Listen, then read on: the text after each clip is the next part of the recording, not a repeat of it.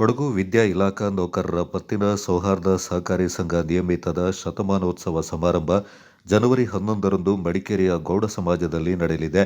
ಅಂದು ಶಿಕ್ಷಣ ಸಚಿವ ಮಧು ಬಂಗಾರಪ್ಪ ಅವರು ಶತ ಸಂಭ್ರಮ ಭವನ ನಿರ್ಮಾಣ ಕಾರ್ಯಕ್ಕೆ ಶಂಕುಸ್ಥಾಪನೆ ನೆರವೇರಿಸಲಿದ್ದಾರೆ. ಈ ಕುರಿತು ಸುದ್ದಿಗೋಷ್ಠಿಯಲ್ಲಿ ಮಾಹಿತಿ ನೀಡಿದ ವಿದ್ಯಾ ಇಲಾಖಾ ನೌಕರರ ಪತ್ತಿನ ಸೌಹಾರ್ದ ಸಹಕಾರಿ ಸಂಘದ ಅಧ್ಯಕ್ಷ ಎಚ್.ಎಸ್. ಚೇತನ್, ತಮ್ಮ ಅಧ್ಯಕ್ಷತೆಯಲ್ಲಿ ಬೆಳಗ್ಗೆ 10 ಗಂಟೆಗೆ ನಡೆಯುವ ಸಭಾ ಕಾರ್ಯಕ್ರಮವನ್ನು ಮುಖ್ಯಮಂತ್ರಿಗಳ ಕಾನೂನು ಸಲಹೆಗಾರ ಹಾಗೂ ವಿರಾಜಪೇಟೆ ಶಾಸಕರಾದ ಎ.ಎಸ್. ಪೊನ್ನಣ್ಣ ಅವರು ಉದ್ಘಾಟಿಸಲಿದ್ದಾರೆ.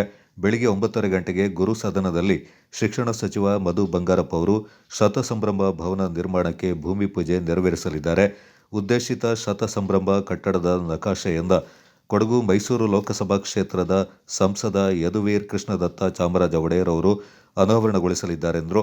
ಕರ್ನಾಟಕ ರಾಜ್ಯ ಸೌಹಾರ್ದ ಸಂಯುಕ್ತ ಸಹಕಾರಿ ಅಧ್ಯಕ್ಷ ಜಿ. ನಂಜನಗೌಡ ಅವರು ಬೆಳಿಗ್ಗೆ ಸೌಹಾರ್ದ ಸೌರಭ ಕಟ್ಟಡದಲ್ಲಿ ಧ್ವಜಾರೋಹಣ ಮಾಡಲಿದ್ದಾರೆ. ಗೌಡ ಸಮಾಜದಲ್ಲಿ ನಡೆಯುವ ಸಭಾ ಕಾರ್ಯಕ್ರಮದಲ್ಲಿ ಮಡಿಕೇರಿ ಶಾಸಕ ಡಾಕ್ಟರ್ ಮಂತರಗೌಡ ಅವರು ಸ್ಮರಣ ಸಂಚಿಕೆ ಬಿಡುಗಡೆ, ಕ್ಯಾಲೆಂಡರ್ ಮತ್ತು ಉಡುಗೊರೆ ಅನಾವರಣ ಮಾಡಲಿದ್ದಾರೆಂದು ತಿಳಿಸಿದರು. ಮುಖ್ಯ ಅತಿಥಿಗಳಾಗಿ ವಿಧಾನ ಪರಿಷತ್ನ ಸದಸ್ಯರಾದ ಎಂಪಿ ಸುಜಾ ಕುಶಾಲಪ್ಪ, ಎಸ್ಎಲ್ ಭೋಜೇಗೌಡ, ಧನಂಜಯ ಸರ್ಜಿ ಮತ್ತಿತರ ಪ್ರಮುಖರು ಭಾಗವಹಿಸಲಿದ್ದಾರೆಂದರು. ದಿನಾಂಕ 11/1/2026 ಶತಸಂಭ್ರಮ ಎಂಬ ಹೆಸರಿನಡಿಯಲ್ಲಿ ಒಂದು ದೊಡ್ಡ ಕಾರ್ಯಕ್ರಮವನ್ನು ಮಡಿಕೇರಿಯ ಗೌಡ ಸಮಾಜದಲ್ಲಿ ಭಾನುವಾರದಂದು ಒಂದು ದೊಡ್ಡ ಕಾರ್ಯಕ್ರಮವನ್ನು ಸಭಾ ಕಾರ್ಯಕ್ರಮವನ್ನು ಹಮ್ಮಿಕೊಂಡಿದ್ದೇವೆ. ಹಾಗೆ ಅದೇ ದಿನ ನಾವು ಬೆಳಿಗ್ಗೆ 9:30ಕ್ಕೆ ಸೌಹಾರ್ದ ಸಹಕಾರಿಯ ಮಹಿಳಾ ನಿಯಮಗಳಂತೆ ಯಾವುದೇ ಕಾರ್ಯಕ್ರಮಗಳು ಪ್ರಾರಂಭವಾಗಬೇಕಾದ್ರೆ ಧ್ವಜಾರೋಹಣ ಕಾರ್ಯಕ್ರಮವನ್ನು ನಮ್ಮ ರಾಜ್ಯ ಸಂಯುಕ್ತ ಸಹಕಾರಿಯ ಅಧ್ಯಕ್ಷರಾದ ಶ್ರೀ ನಂಜನಗೌಡರು ಆಗಮಿಸಿ ಈ ಒಂದು ಧ್ವಜಾರೋಹಣ ಕಾರ್ಯಕ್ರಮವನ್ನು ನಮ್ದು ಏನು ಸೌಹಾರ್ದ ಸೌರಭ ಕಟ್ಟಡ ಇದೆ ಮಡಿಕೇರಿಯ ಆ ಕಟ್ಟಡದ ಆವರಣದಲ್ಲಿ ಧ್ವಜಾರೋಹಣವನ್ನು ನೆರವೇರಿಸುವುದರ ಮೂಲಕ ನಾವು ಸಾಂಕೇತಿಕವಾಗಿ ಈ ಕಾರ್ಯಕ್ರಮಕ್ಕೆ ಚಾಲನೆ ನೀಡಲಿದ್ದೇವೆ. ಇಲ್ಲಿಯವರೆಗೆ ನಾವು ನಮ್ಮ ಗೌರವಾನ್ವಿತ ಶಿಕ್ಷಣ ಸಚಿವರನ್ನು ಆಹ್ವಾನಿಸಿ ಈ ಒಂದು ಕಾರ್ಯಕ್ರಮದ ಶತಮಾನೋತ್ಸವ ಭವನದ ಶತಸಂಭ್ರಮ ಭವನದ ಶಿಲಾನ್ಯಾಸವನ್ನು ನೆರವೇರಿಸಲು ಮುಂದಾಗಿದ್ದೇವೆ. ಕಾರ್ಯಮೊತ್ತಡ ಅಂತ ಹೇಳ್ತಾ ಇದ್ರು, ಅವರನ್ನು ನಾವು ಕಳಕಳಿಯಿಂದ ಸಮಸ್ತ ಕೊಡಗು ಜಿಲ್ಲೆಯ ಶಿಕ್ಷಕರ ಪರವಾಗಿ ಈ ಶೈಕ್ಷಣಿಕ ರಂಗದಲ್ಲಿ ಒಂದು ಕ್ರಾಂತಿಯನ್ನೇ ಉಂಟು ಮಾಡಿರುವಂತಹ ಇಂಥ ದೊಡ್ಡ ಸಂಸ್ಥೆಯ ಶತಸಂಭ್ರಮದ ಶತಮಾನೋತ್ಸವ ಭವನ ಶಿಲಾ ಸ್ಥಾಪನೆಗೆ ನಾವು ಕೇಳಿಕೊಂಡಿದ್ದೇವೆ. ಅವರು ಸಹ ಆಗಮಿಸುವ ನಿರೀಕ್ಷೆಯಲ್ಲಿ ನಾವಿದ್ದೇವೆ. ಹಾಗೆ ಈ ಒಂದು ಕಾರ್ಯಕ್ರಮದಲ್ಲಿ ನಮ್ಮ ಗೌರವಾನ್ವಿತ ಎಂಪಿ ಏನು ಮೆಂಬರ್ ಆಫ್ ಪಾರ್ಲಿಮೆಂಟ್ ಸಂಸತ್ ಸದಸ್ಯರಿದ್ದರು ಒಡೆಯರವರು, ಅವರು ಸಹ ಆಗಮಿಸಿ ಈ ಒಂದು ಶಿಲಾಭವನದ ನಕಾಶೆಯ ಅನಾವರಣವನ್ನು ಮಾಡಲಿದ್ದಾರೆ.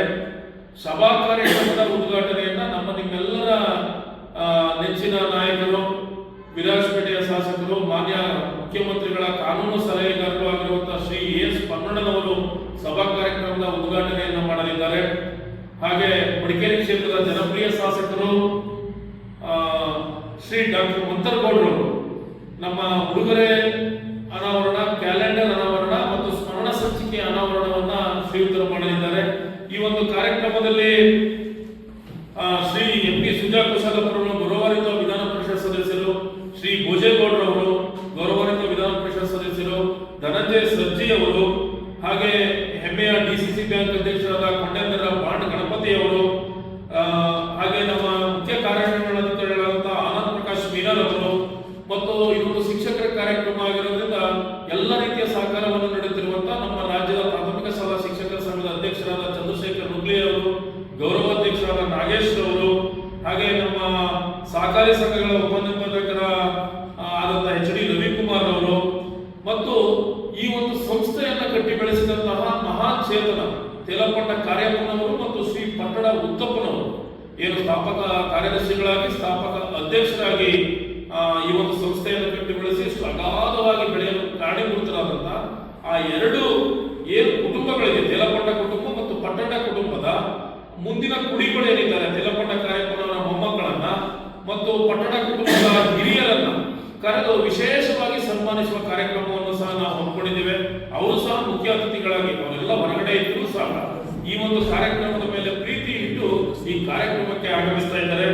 ಹಾಗೆ ವಿಶೇಷ ಆಹ್ವಾನಿ ಗೋಷ್ಠಿಯಲ್ಲಿ ಸಂಘದ ಉಪಾಧ್ಯಕ್ಷ ಎಚ್.ಆರ್. ಮುತ್ತಪ್ಪ, ನಿರ್ದೇಶಕರಾದ ಪುದಿಯ ನೆರವನ ರೇವತಿ ರಮೇಶ್, ದೇವಾನಂದ ಎನ್.ಪಿ. ಹಾಗೂ ಮುಖ್ಯ ಕಾರ್ಯನಿರ್ವಹಣಾಧಿಕಾರಿ ಎಸ್ಸಿ ನಟೇಶ್ ಪಾಲ್ಗೊಂಡಿದ್ದರು.